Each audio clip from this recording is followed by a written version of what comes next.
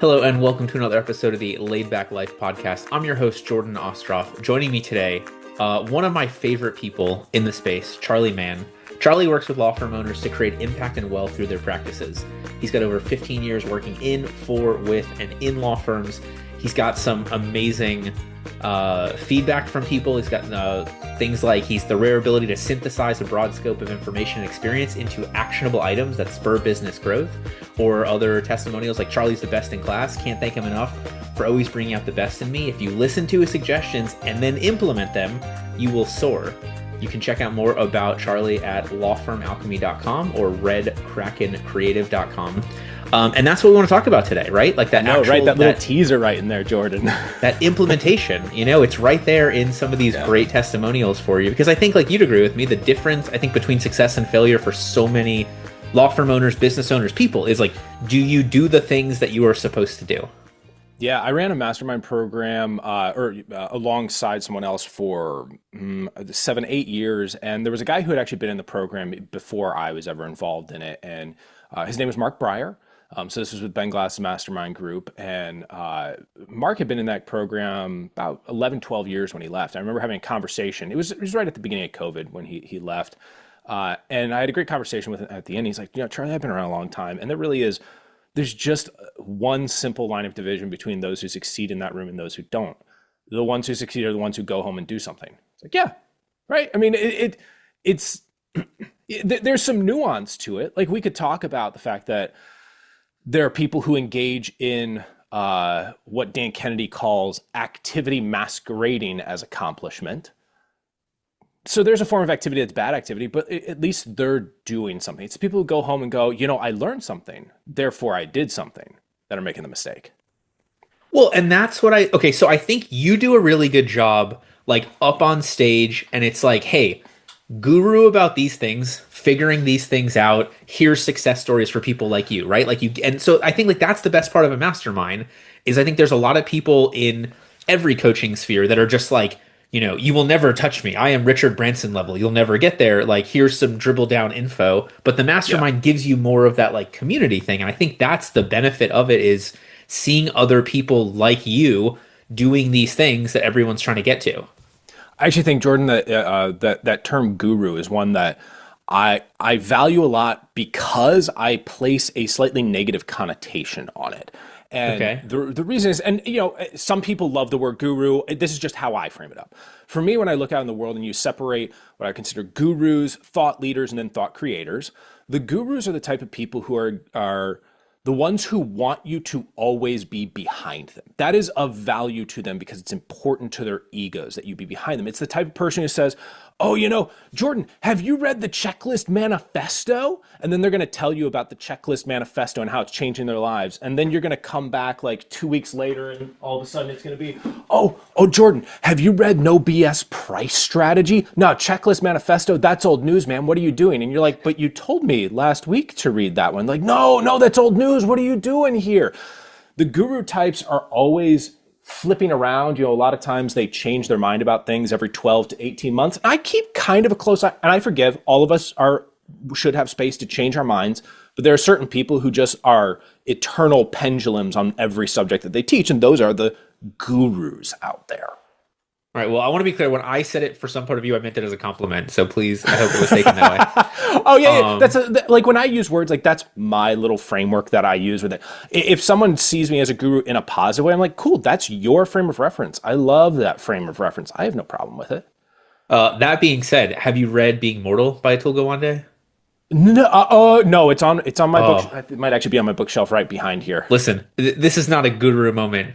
I don't know that there's not like a crazy framework that will change your life, but he talks about, like, the concept of dying in modern society through the auspices of his dad passing away. And like, there was so much in that book about life. Like, what do you want to accomplish? Tell your family and friends, like, if you don't want to go to an adult living facility, and what to expect and the history of these things. Like, it was great. And it's a totally, like, Checklist Manifesto. I think there's a million things to implement. This was just like, let it wash over you and be it, and think longer term about yourself.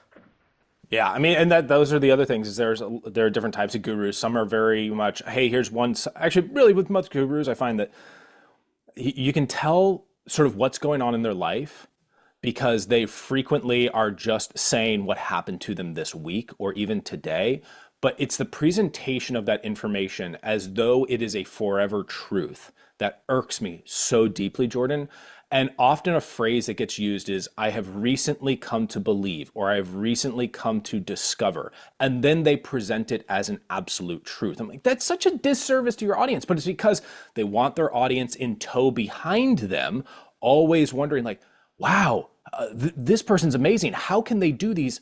Over the years, they accumulate 1,000 different things they appear to do. Well, it's because they're actually only doing one and they've left 999 behind them. And what if the secret to law firm success involved doing less? That's one of the main themes of my book, Love Your Law Firm, where I dive into my story as well as the stories of multiple coaching clients in an effort to help you design the law firm that you've always dreamed of. I hope you'll check it out at Amazon in the link below. Interesting. All right, so I don't want to go too deep on that. I want to get back to our implementation of it, but this is a fascinating You triggered concept. the rant, Jordan. Well, but I think that ties into what we're talking about. Yeah. So I just want to talk. Last week we had Kevin Daisy on. We talked about the value of a great business and great life. So Kevin came to us talking about like the core values for his company from a marketing standpoint and his most successful clients and how those things trickle down through it. Today, we're talking about action, right? Like the testimonials we have here, the actionable items that spur business growth. If you listen to his suggestions and then implement them. So I want to talk, I like this guru concept from the standpoint of if they're changing things so much, right? I assume the people following them can't implement any of these things because there's no consistency. Yeah. And actually, in addition to that, the lack of consistency, I think this may be the most important thing, and I want everyone to really hear this next point. There's often a lack of context. You can easily go to a seminar and watch someone who runs a $100 million law firm tell you exactly what you're supposed to do, but they are doing it from the context of being a person who has a $100 million law firm's worth of resources and may not remember what it's like to be a $750,000 law firm and need to pour more time into your firm and wisely leverage your financial resources. I believe context matters so much. You may hear people say, oh, you should definitely use radio. You should definitely use television advertising. I find this is a really simple example. And a lot of times there are firms that do say $1.2 million per year in revenue, and they want to go and they feel like they have the financial resources. Oh, I can spend $5,000 a month on television. You are dead on arrival with that budget. Now, that doesn't mean that television is inherently bad. Firms that are larger and have a large brand presence that they want to accelerate and expand rapidly can use television to move that quickly and even to enter and penetrate new markets faster than those with smaller sets of resources. But the context of the size and what you can do with your resources and a smart spend is so important for others to understand. And it means you have to acknowledge, accept, and be in love with your current journey and where you're at on it rather than obsessed with someone else's outcome. But I think that's the first step of implementation, right? It's having the right vision. Even Walter Isaacson's book about Elon Musk. Elon Musk is like, if people knew what I did, like they wouldn't want to be me, and Shoe Dog and Phil Knight's like, I built Nike, but if I could get like one more day with my son who died in the diving accident, I would give all this up. And I think a lot of us are looking at somebody who says they are successful, guru or otherwise, and doesn't really understand what it takes to be that person. Yeah. With the understanding of if that's actually what we want. I have sat down with a lot of these folks and heard about their lives. And there are a lot of them have lives I simply would not want to live because they don't align with, going back to Kevin's thing, core values, right? They don't align with my personal core values, the relationships that I want to have in my life, how I want to spend my time. Like tonight and tomorrow night, I'm going to go be a soccer goalkeeper, which means there's a couple of hours out of my week that are carved out just for that. And there are other people who would say, no, you've got to be driven all the time. And those are hours after the kids go to bed when you need to be working on your business. And I go, but I love soccer and it fills me up. And financially, I'm already way past where I thought I'd be at this point in life because I was a theater major in college, Jordan. So I'm already living a very enriched life, and it's I get social energy from it. I get physical energy from it. So for me, it's the right choice. But it's so funny. So like I love the there's a Instagram account that is best of LinkedIn, and it's like what my girlfriend leaving at the altar taught me about B2B sales and stuff. But like I like the folksy wisdom. Like for me, I'm like, all right, I will be playing soccer, and in the middle of like stopping a shot, I'll be like, oh, like this is what law firm owners are dealing with, right? There's like 11 people trying to score. You've got all these different enemies and lining up the best angle. You can't cover everything. Like there's an amazing ability to like turn your mind off but have that relatable metaphor. Oh, and I love that you brought that up because you have no clue about this, but for everyone at home, this is a reveal for Jordan as well. I literally have pages that I have handwritten on a legal pad that are the start of one of my newsletters. That is everything I learned about owning a business. I learned from being a goalkeeper. No joke. That is outlined out there. It's either going to be a very long email. It's going to be one of my long form newsletters, because yes, the content brain is still. I actually find that diversity of experiences helps so much when working with like small law firm owners, because their experiences are diverse and varied. They have different pop culture references. They have different social references, different sports references, all of that. And by being a person who experiences the world, I believe I do a good job of coming in and saying, I kind of get who you are and where you're at. And I know where you want to go, but we're not going to throw from first to fifth gear in 24 hours. Like, let's get to second gear. Let's get you there. Let's build it up to where you want to go. Well, and I think that so like, we talked about those gurus changing things. Like there's a difference between having the same foundation and experiencing different metaphors to get there versus like today you need to do this, tomorrow you need to do that, now I think it's this. So like I always love those really long form humanity has been doing this for 10,000 years and here's how we can still do it the same way in the age of AI and automation and texting and whatever. Yeah, everyone. It's difficult, and I think it helps when like you have this perspective. I have this perspective of when we're trying to put information in the world, coaching, ideas, tactics, strategies, principles. It is important to not bury people. Like it's the classic thing where you go and you see some PowerPoint presentations where someone's doing a 30-minute presentation and they have 57 slides and you go, "Oh my gosh." I have no doubt that you have a ton I feel of personally information. attacked right now, Charlie. But if you have a bunch of, the one time it's acceptable is when you have a bunch of memes rolling through, or you have entertainment pieces that keep the thing rolling. But you know those slides are, I have 57 slides and there's 5 things I have to get to on each slide. You're like, Right. this is gonna go hard and fast at us. And it can feel like there's a ton of information, but it's so helpful sometimes for the audience to just slow down, hear a story, relate to an analogy. They need that opportunity to process, because for all of the stuff that we could teach them, you could teach them 100 things. They might do 2 or 3 of them.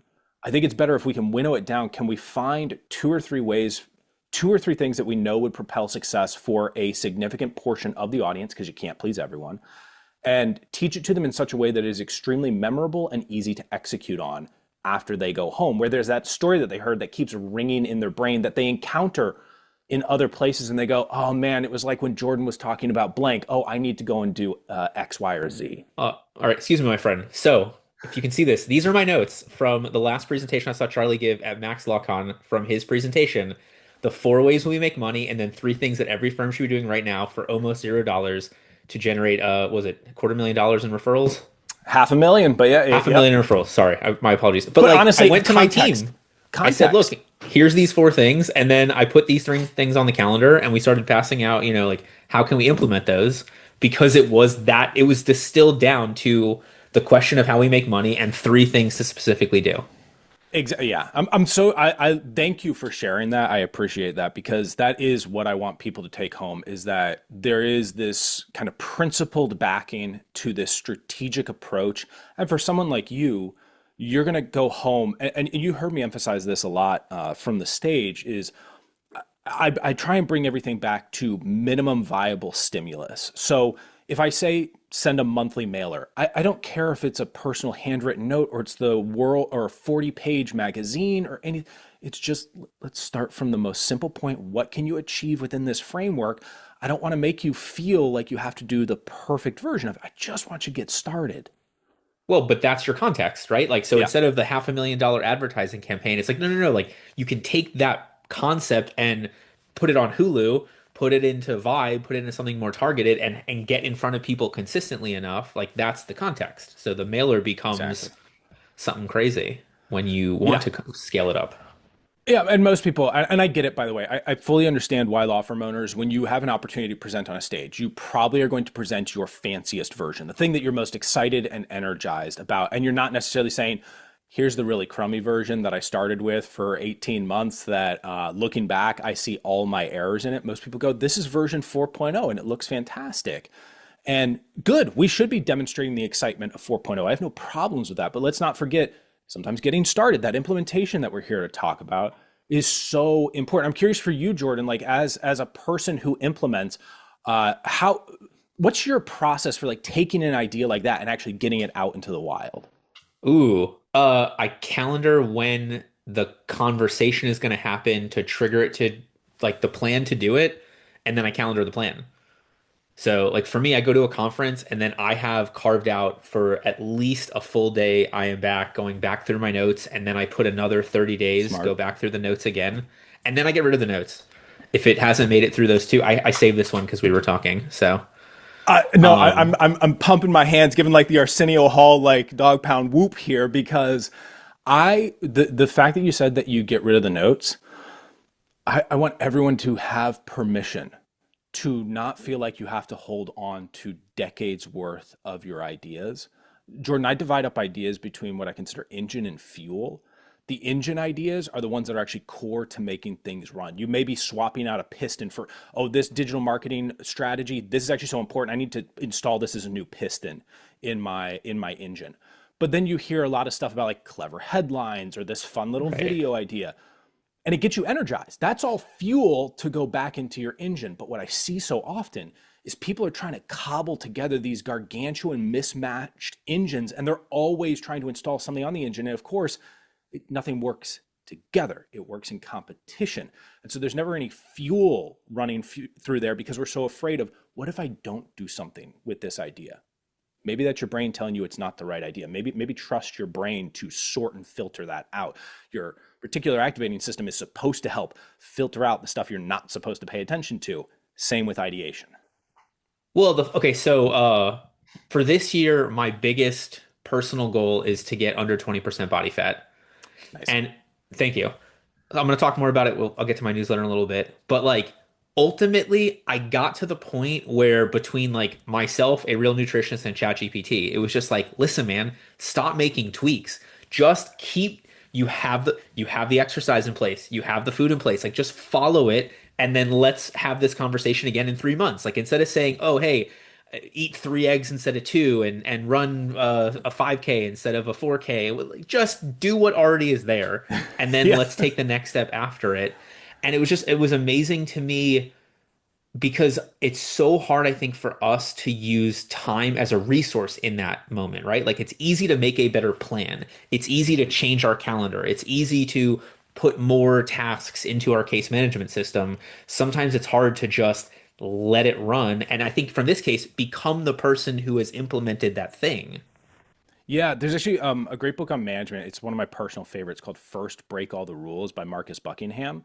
And if anyone's listening and you can get a first edition of it rather than an updated edition, I encourage you to. I think the first edition, it's slimmer, it's more to the point. One of the things he emphasizes in Interesting. management, and it relates to what you're talking about in terms of the tweaks and the over systemizing pieces, is great managers find people who look to achieve the outcome and within the framework of the general process get it done. They don't necessarily need to do the 12-point dance to get there. For some, like some salespeople, they just have that gift where I don't need to do steps 8 through 11 because the person that I am gets them sold as soon as I get done with step 7. I need to go to 12 to a signed contract. And you have to be careful at times, again, activity masquerading as accomplishment, thinking that just checking the boxes means that the job's getting done. Now, in some cases, you got to have a framework to get people started, right? That's important. Sure. You don't want to just drop them in blind and go, look, I'm not going to tell you anything about the product that we sell or the service that we sell. I'm not going to tell you to use the phone or, how our customers normally interact or how things get scheduled. Just go for it, baby. That's that's a recipe for disaster. Well, However, yeah. No, keep going. however, you also don't want to get to the point where you go like, all right, here's our 96-page thump hits the desk manual. You need to follow all of these steps. I need you to read it 14 times before you can get on the phone once. Maybe you can do that if you're, some salesperson at a monstrous corporation, but a small business like a law firm, let's get them working. Yeah, I mean, the biggest thing that I tell my clients is when it doesn't work, let's get more granular with it.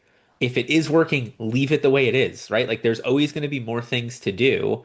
And so if it's, hey, you want 10 cases a month and you're getting it, great. We don't need to look at that right now. But when it fails, then it's like, okay, what steps do we take to get those? All right. And then referrals. Okay, so now let's break down. Who are you meeting with? How often are you meeting them? Go deeper when that's where you need the change. Yeah, yeah, and it's interesting. I was talking with a coaching client recently, Jordan, and we were talking about data and what to track.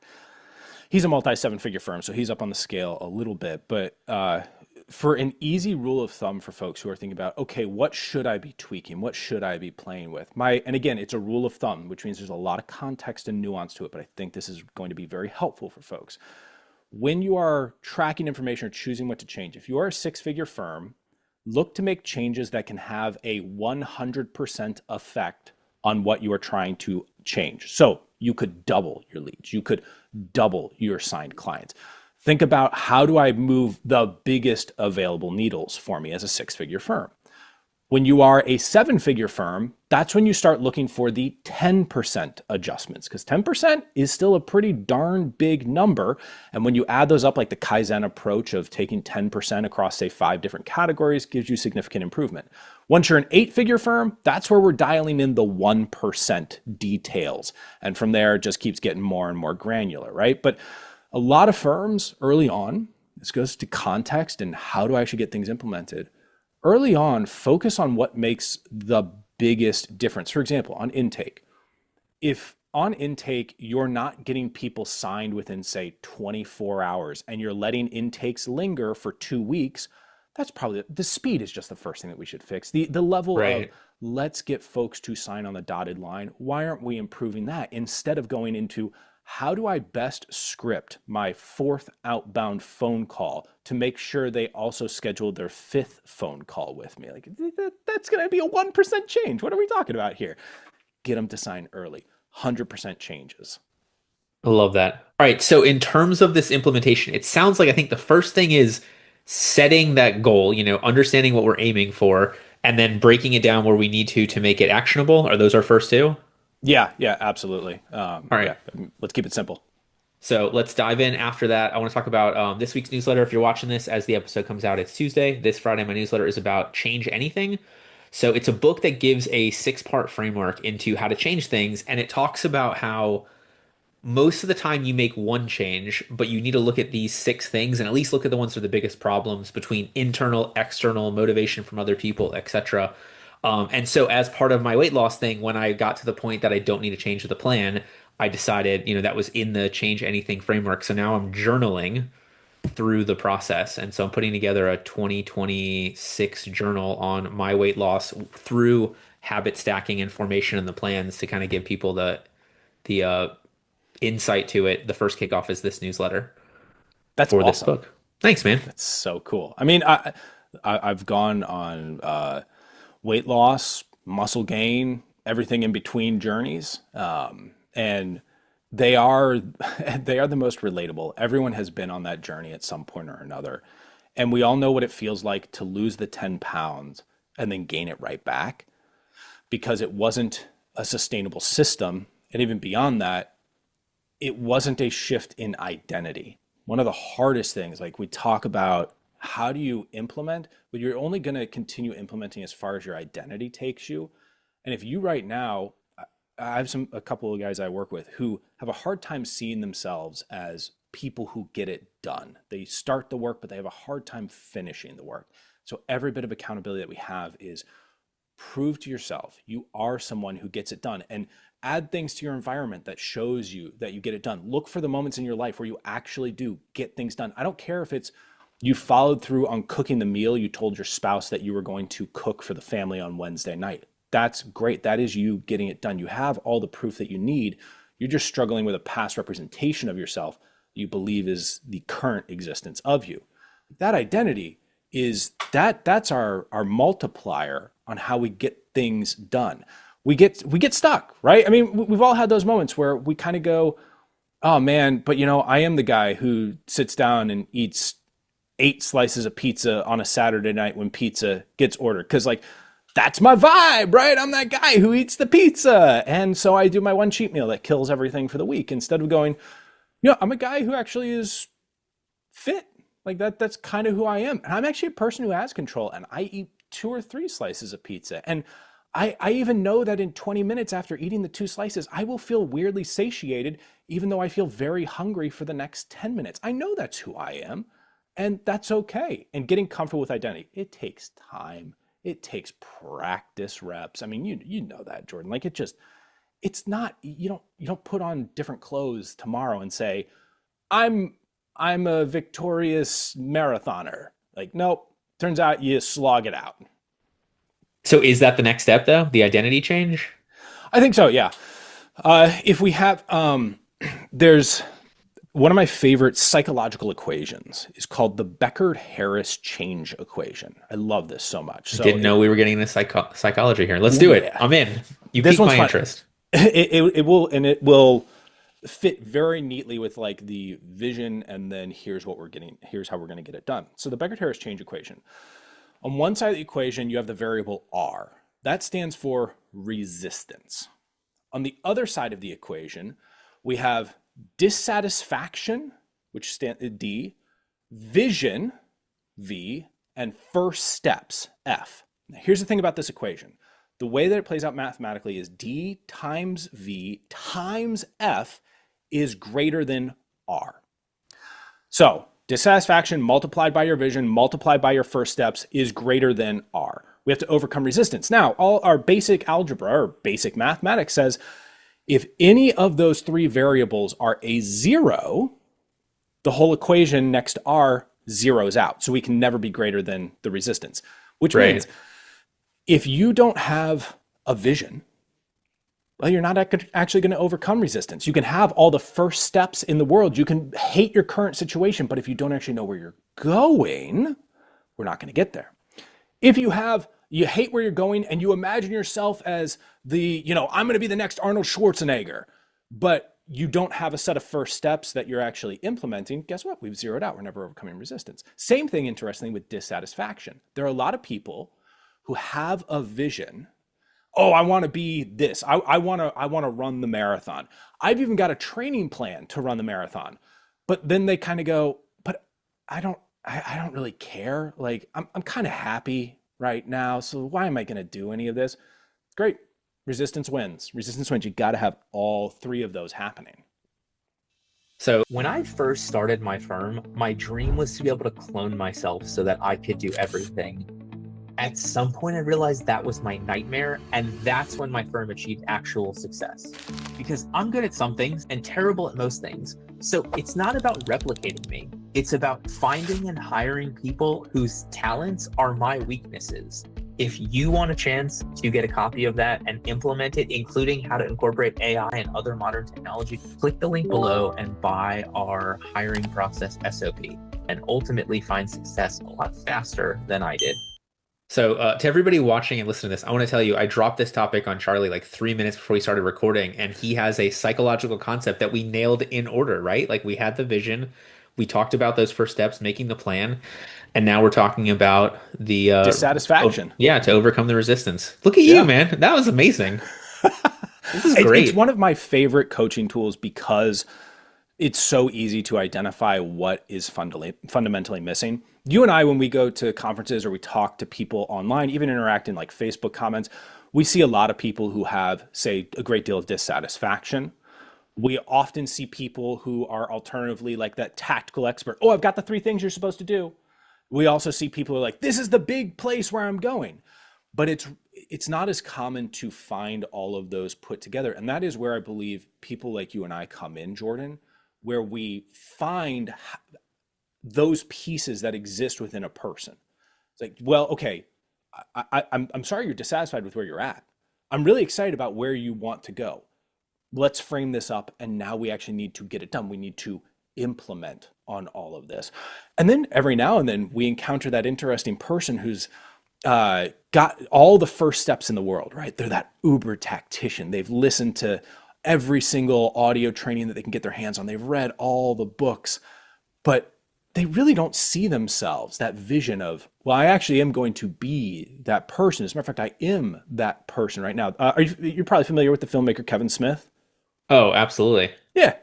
Clerks, Dogma, a whole bunch of good ends, some weird stuff over the last 4:30 decade and a movie. half. Yeah. So Kevin Smith talks about his in his, and he actually shows it in his most recent movie, where his sister at one point was talking to him about being a director. And he's like, yeah, but when I blank, when I blank, when I blank, when I blank, I'll be a director. And she basically just said, no, you're our director. Start making decisions as a director right now. And that got him to make Clerks, which started his entire career. Making Clerks on a shoestring, credit card, pulled together a little bit of financing budget, did amazing, amazing things because he saw himself in that moment as, right, I am a director. But and I don't know if it's either Aristotle or it's Will Durant quoting Aristotle, like we are what we repeatedly do. Yeah. So like that's it, right? Like that's how we become we are called human beings, but really we are human doings. But I Yes. think you need that identity shift. You need that I am this person to make you do those things to be that person rather than doing those things to then convince yourself you're that person. It's really hard because we are always making a choice for better or for worse. So I had one of my most influential people in my life was my high school theater director, Russ Staggs. Adore that man, changed my life fundamentally. One of the challenges that he would always pose, it's sort of a semantic challenge to our classes, was he would ask the question, can you do nothing on stage? And there are people like, well, I mean, you could just sit there and literally do nothing. He said, but you have an audience. So are you actually doing nothing? Or is it always perceived as a choice?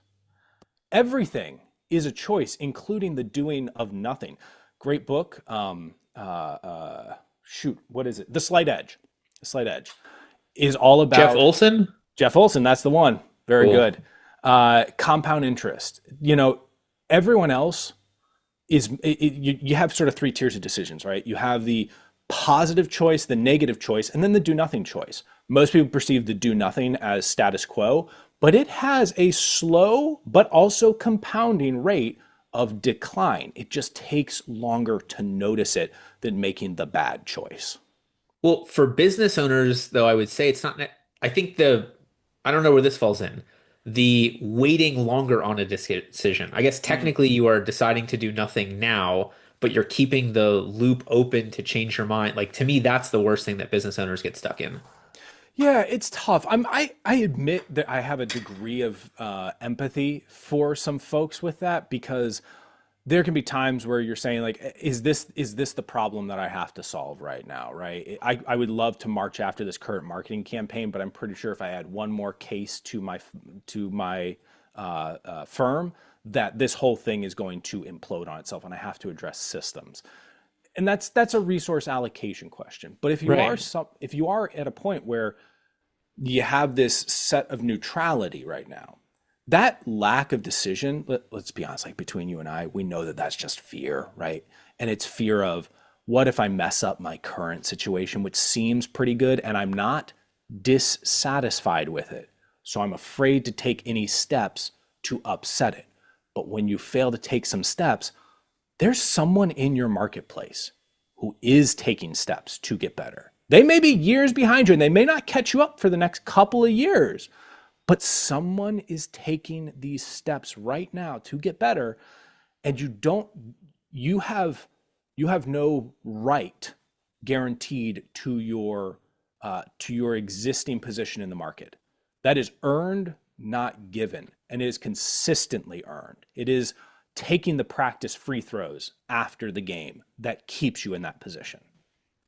Well, I think more people should say no to more things. Yeah. it's the refusal to say no, but also to not say yeah. It's the like, let's put a pin in this. Let's circle back to this at the Oh next yeah. meeting until like the sun implodes in a slow, cool death of the universe. Entropy. Yeah. Um, yeah, the decision to say no, I think, is some of the best decision, or the decision to make a Oh yeah. decision is, regardless of what it is fine because you'll figure it out. You know, you'll change the plan, you'll see the results later, you'll do it, you'll have that identity as I am somebody who makes decisions. Yep. You know, and even if it's to decide not to do things, it's this like, you ever read Fair Play, Eve No, Rodsky? actually. So it talks about like we've done a better job. She's a female lawyer. We've done a better job raising women to the state of men in the workplace. It's still not 100%, but we're there. But we're closer to there than in the home life where it's still women doing like 80% of the stuff. So how do we have fair play at the house? And basically like you take your work systems and you apply them to the house. And then there's flashcards you can buy. So like I have all the food flashcards. My wife has all the laundry and clothing flashcards. Like we know what our chores are. But she talks about the issue being the mental load, like the mental load that we carry if everybody's responsible for everything at the house. Like you come home and nobody knows what to do. Whereas we know, like, all Yeah. right, we get home, I'm making dinner, my wife is pushing the laundry through, she's doing homework with my kid, I'm washing the plates and doing the dishes, I'm doing nighttime routine, she's doing morning. Like it's just so much, you get this mental load of just the opportunity for decisions as a business owner that prevents you from doing anything because you are so weighed down by possibility. Yeah, and to build on that, because that's just such a fantastic metaphor, crossing between life and business, like taking the business and putting it into your life, but then taking that life lesson, putting it back into the business. I think about, okay, Jordan's the guy who is handling the dishes at home. So if there's a specific dish soap that Jordan wants to use because it works faster or vibes with, just, it's more efficient for him, we don't need a committee to decide on that. Jordan should have autonomy within the household budget to go ahead and make that purchase. The same way that if the laundry, we're getting to the point where the laundry machine is broken down, like, okay, maybe it is up to Jordan's spouse to say, all right, I'm going to find the washer dryer system that will be really efficient and works well for us with, kids who are maybe have grass stains on their clothes and all that other type of stuff. And then maybe she makes the decision autonomously, or maybe the process is bring two ideas to the table. We agree on one of them. Great, let's get it done. Instead of a, hey, have you looked at? I don't know. Have you looked at? I don't know. Have you looked at? Like, let's make the decisions. Well, and that's my two dreams for the future of AI. One, I will only know I'm talking to another human because I was put on a hold time with some large company that doesn't care about customer service versus their AI bot doing it immediately. And then two, like Barry Schwartz talks about the paradox of choice and like trying to Mm-hmm. buy jeans and how ridiculous it is that there's not only the sizes, but the lengths, but the boot cut, but the this, but the Yep. colors, but I love the idea of AI just being like, hey, use everything you know about my wife and I, pick what laundry detergent we should use, thanks. Or here's a Yep. photo of, the HEB, the supermarket window. We have these options. Which one's right for us? And it'd be like, oh, you guys spend more money on organic, you want the no odor, all this stuff. Just because it can be overwhelming just to Yeah. look at your options. And so like I think all of us to some extent have had to become satisficers instead of maximizers. I think that's the term they talk about. Like you have to find the first satisfactory answer. But I love the idea of AI giving you a slightly higher, more maximized choice by it automatically scanning through the 10,000 options for everything that exists. Yeah, yeah. I mean, we are absolutely buried in decisions. There was someone who was comparing recently. I watched a video about a guy who was comparing life. It was either life in, I think it was life in Japan with life in the United States. And one of the things he focused on was, when you go to a pharmacy in Japan, or it might have been Europe, that generally the pharmacist will say, "Oh, you have a cold. Here's your medication that you're going to have," rather than you wandering down the aisles and looking at the 82 different options and medications. So they already have a curation process. Curation in general is this neat little superpower that is very helpful to human beings. It's something you and I do when we're coaching people is I understand you are faced with 100 different options. I am listening to your current scenario. I've gotten to know you as a human being. I know your values. I know the pressures of the world on you. Instead of looking at 100 different things, here are three, and this is what I really recommend for you. Yeah. Well, it's reason 1 million why I love Costco, right? There's fewer choices of each thing. But ultimately, from the standpoint of like becoming somebody who does, Yeah. the clarity of like I don't need to worry about these things. I just need to focus on this lane is so much easier to then do versus the oh, there's this and there's this and there's that and there's this and there's and 10 million other things and my phone's beeping and I've got 20 Facebook messages and like it can be so much. So just like saying no and focusing helps you become a doer more. Yeah, and I would encourage everyone to start with look at your current life. Examine within my current life, who do I already know myself to be? What are the activities I engage on? What are the common patterns? What are the themes that exist within my life? Then ask yourself, who do I not want to be? The inversion thinking exercise. Who do I not want to be? And how can I excise the patterns of behavior, the resources that I keep stocked? Because, by the way, I tell this joke, it's sincere, but this story about Nutella. I can't have Nutella in the house, Jordan. I love Nutella. Like if you leave a jar of Nutella somewhere near me, I'm going to be like little Winnie the Pooh, just scooping it out of the jar with my hand into this body. Like you can't keep it in the house because I don't have enough willpower in this world to resist Nutella. So my wife, bless her, we won't keep it in the house. It is never in the house because that is so much easier than trying to make the decision to not eat it. If it's not there, I can't eat it, turns out. Thank goodness. But that's what you have to, that's why you got to look at it, look at life and go, what do I not want to be? Okay, what am I actively doing to enable that, right? The diet journey. Oh, we have foods that are hyper palatable, that are easy for me to eat in 20 seconds or less. And in 20 seconds, I can consume 250 calories.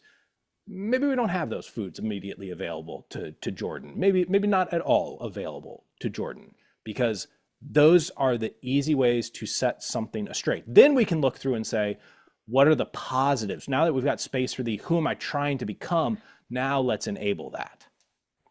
So we were on, I don't know what hotel we were staying at, but they had with their waffle bar, pancake, whatever it was, they had individual Nutella packets. And I Oh, finally realized what a serving of Nutella is. Like it is a thimble full. It is not yeah, a tablespoon. So like, yeah, if you look in the side, you're like, well, I mean, it's not that bad. It's that oh whole yeah. handful. Yeah, Most there's a people lot don't of know what a servings. serving size of peanut butter really is. Like 2 tablespoons of peanut butter, you go through that pretty fast. And a tablespoon is not like, stacked as much as you can, leaning tower of Pisa on the top. Yeah. Too funny. All right, But that's so how we make space for who we want to be. in our last If your idea of vacation means checking emails from a chair in a different state, you don't have a business. You have a terrible job. Most of the time, it's because we have no vision and we're doing everything. I coach firm owners out of the day to day and into more of a CEO type role. Ultimately, they end up doing less in the business, doing more for having a great life, and then we tie that back into a way that actually grows their business. When you're ready to make that switch, click the link below to book a call with me and let's see how we can work together to help you achieve the life you've always dreamed of. in our last, 5-10 minutes here, what else do we need to talk about from becoming a doer? We created our plan, we figured out our first steps, we talked through resistance, we need to become the type of person who does these things, and then what? Well, I'm curious for you, Jordan. I think all of us at some point or another fall out of alignment with the I'm a doer and we start getting away from that. So for all the people who are getting farther away from it, how have you pressed that reset and gotten back into a space of implementation? Uh, okay, so James Clear talks about like the habit loop and there's a reward at the end of Love it. I Atomic think Habits. that's a big issue is like so every one of my successful clients has some sort of exercise routine. It's lifting weights, it's running, it's something because you have an immediate reward. It's Hmm. not necessarily like, oh my God, I ran this marathon or whatever, but I did this run, I accomplished this, I get the dopamine hit, whatever. I lifted 1 more pound, 5 more pounds, 10 more pounds than last time. Like we have that. So I try to look at like where I can gamify it. A lot of times, you brought up the checklist manifesto, like having tasks on my calendar and completing them. I did these things. These tasks no longer exist on my calendar. I check them off on a sheet, whatever it is. As stupid simple as that is, there's that dopamine rush of like, oh, crossed it off the list, checked it, completed the task. Like this is nice. My calendar is now open. whatever that looks like. And then the other thing is getting back on the horse. So like the diet that has always worked for me is Tim Ferriss's slow carb diet, which Mm, in a nutshell, you eat like no carbs except for beans for 6 days, and then the seventh day you do whatever you want. Like you just go nuts. But my issue is that would creep. Like it's normally Saturday, it would become Friday night, and then it would become Saturday and Sunday and Friday night. And so it was like, yeah. hey, I'll get back on next month. I'll get back on next week. No, no, no. Like I'll start back up tomorrow. Like the next meal can be a chance to get back into this because once is a mistake, twice is the start of a new habit that you don't want. That reminds me, I was vegetarian for 5 years. And when my wife and I decided to be vegetarian, originally my wife was the one who said, well, maybe like once a month we'll have a burger or we'll have some chicken or something like that. And knowing myself, I said, no, like I can't have one because one is done for me. As soon as I have that, I know how this whole thing falls apart. So for 5 years, I was completely avoidant of all of it. And then it came a turning point where I started lifting weights more frequently, wanted to put on muscle, protein, yada, yada. And the good news was, I mean, spending 5 years that way, I had shifted my identity in terms of how I consume fruit and vegetables and how I look at calories, because it was really important being vegetarian. There's the joke, you can be vegetarian or you can be carbitarian. It's very easy to eat a Right. ton of pasta.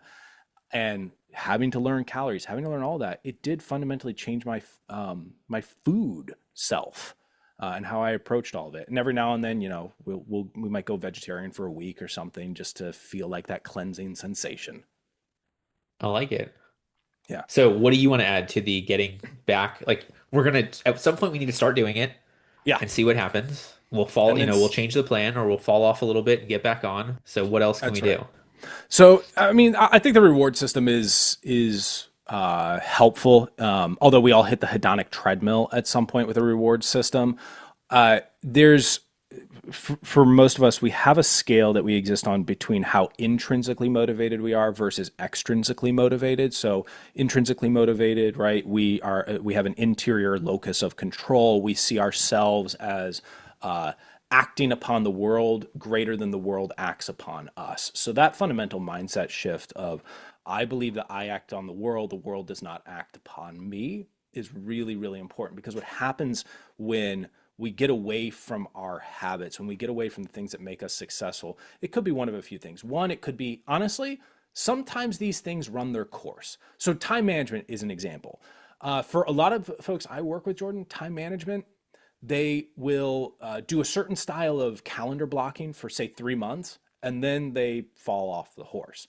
And it's not because calendar blocking doesn't work, it's because they are not innately organized in that way. And what they need is the reintroduction of novelty in how they schedule their time. And they just need to go and find a slightly tweaked time management program that will give them that sense of novelty, as opposed to maybe you being a person who's like, look, I got a system, man. I keep running my system. It works for me. I could run with this until the day that I die. I'd be good with it. Others have to have that sense of novelty. So you need to know where you might need that sense of novelty, as opposed to just getting on the hedonic treadmill and going, well, if I'm a good boy and for 90 days I calendar block, I'm going to be allowed to buy myself that fancy watch that I've had my eye on. Okay, well, you're going to do that. And then what are you going to do next time? Buy a fancy Per car? watch? A Oh, fancy house? Like, it just starts to run away with it. And then you find yourself going, well, I don't like time management. Yeah, because your reward system is all screwed up from it.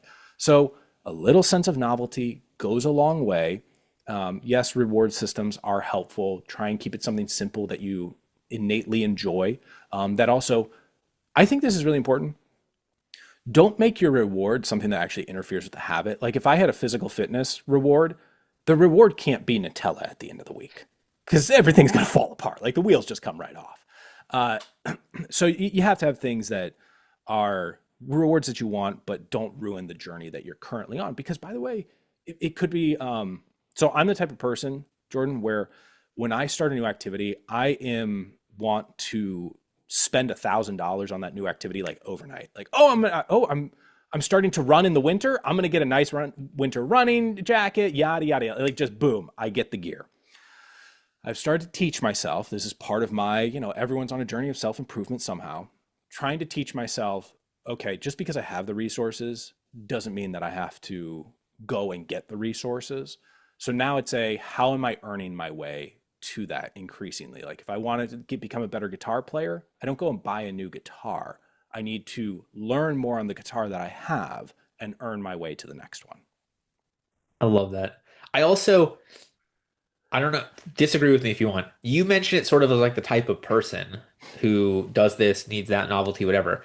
I think it's more you will need more novelty of different things.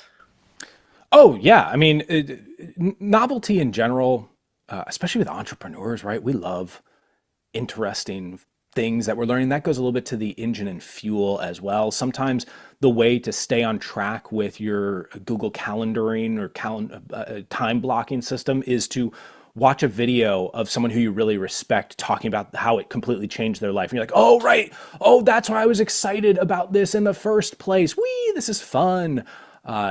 So it comes in many different forms.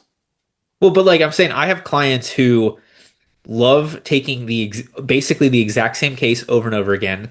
They have their very specific treadmill that they want to run on, 1 mile every single day at the exact same pace. But Hmm. then when it comes to, their marketing campaigns to get those cases, they want to change campaigns every couple weeks. Oh, Like there are things that you are there are some people that need novelty all the time. There's some that don't care. For the most yeah. part though, I think it's like I need more novelty in food than I need an exercise. Like there's a greenway behind my house. I love knowing like I'm almost done. It's marked every quarter mile, but like, oh, it's that tree. I know I have about 4 minutes left. But then like food wise, I'm not eating the same thing every single meal. That's never gonna happen for me. And it's funny, I'm the opposite. I love novelty in my exercise program. I could eat the same meal 3 times a day for 30 days. Like that's just how I am. But I also understand not everyone is like that. By the way, that's the other thing is for everyone here, a lot of what we've talked about is how you interact with the world and what you see in others and better understanding yourself. Also remember, others don't experience the world in the same way that you do. Jordan and I Yeah. have very different approaches to food.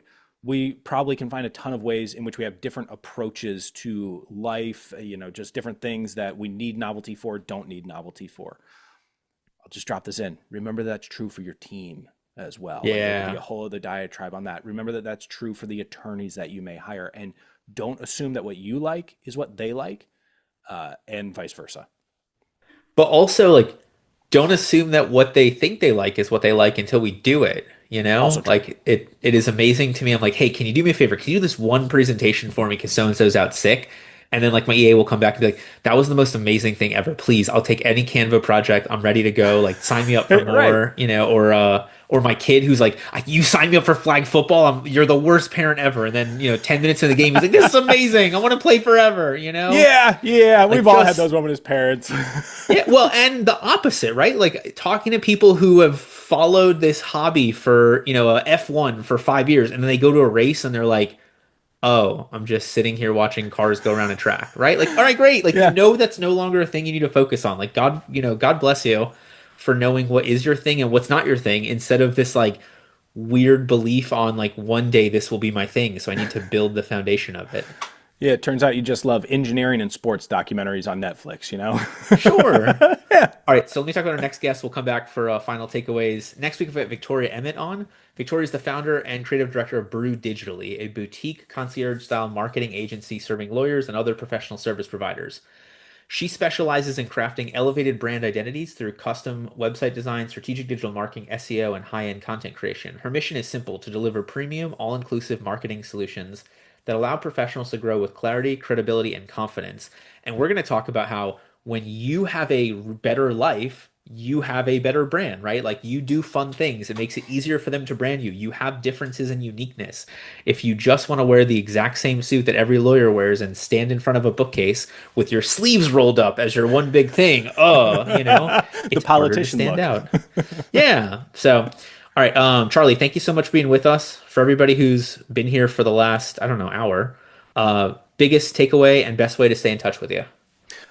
So biggest takeaway was probably about two-thirds through when we talked about figure out who you are, be brutally honest, and then first after that, figure out who you don't want to be. If you can figure out who you don't want to be, that'll make space for the person who you do want to be.